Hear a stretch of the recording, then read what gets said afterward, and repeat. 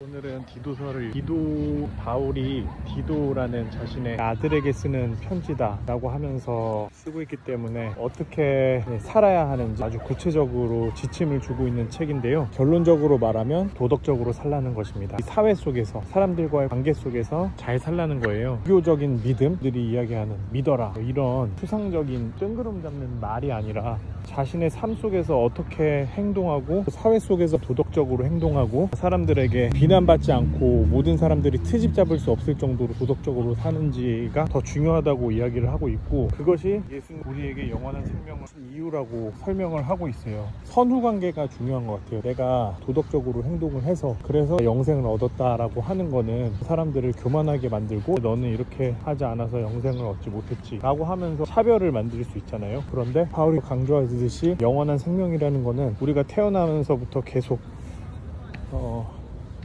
쌓아가고 있던 빚을 공짜로 탕감해준 사건이기 때문에 누구도 내가 잘해가지고 그렇게 얻었다라고 강조를 할 수가 없고 주장할 수가 없는 거죠. 내가 잘못한 모든 걸로 인해서 빚이 많은데 그 빚을 아무 조건 없이 심지어 예수님을 믿기 전에도 탕감해 주어서 영원한 살 수 있는 자격을 얻게 됨으로 인해서 내 삶에 새로운 희망이 생겼을 때 무엇을 해야 되냐, 사람들과의 관계에서 내가 살아가는 사회와 국가 속에서 주어진 일에서 선하게 행동하고 다른 사람을 잘 대하라는 거예요. 사회 속에서는 비도덕적으로 살면서 다른 사람들에게 피해를 주면서 말로만 어떤 조건을 내세우고 말로만 자기를 차별화하는 사람들을 멀리하라고 하고 있어요. 그런 사람들과 어울리지 마라. 그런 사람들은 양심이 부패했다. 말로만 하는 사람들 행동을 보면 하고 다른 사람들에게 피해를 주고 교만한 사람들, 그 사람들은 가짜라고 이야기를 하는 거죠. 말로는 이렇게 저렇게 하는데 행동을 보면은 비도덕적이에요. 죽어서의 세상 내세에 대해서 강조하면서 이렇게 해야 천국에 간다 라고 하면서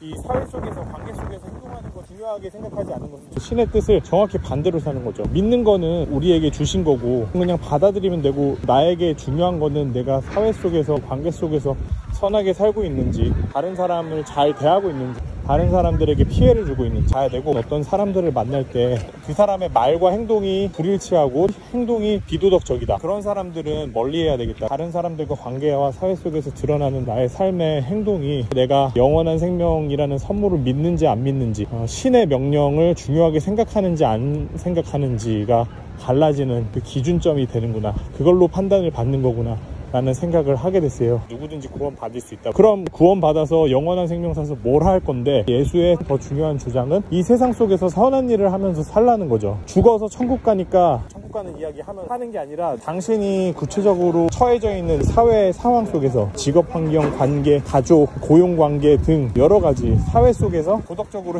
선하게 행동해라. 누구에게도 트집 잡히지 않게 칭찬받을 수 있게 행동해라. 그게 예수님의 뜻이라는 것을 알게 됐습니다. 성경을 직접 읽으니까 누가 해석해주는 내용이 아니라 스스로의 깨달음을 얻을 수 있어서 좋습니다.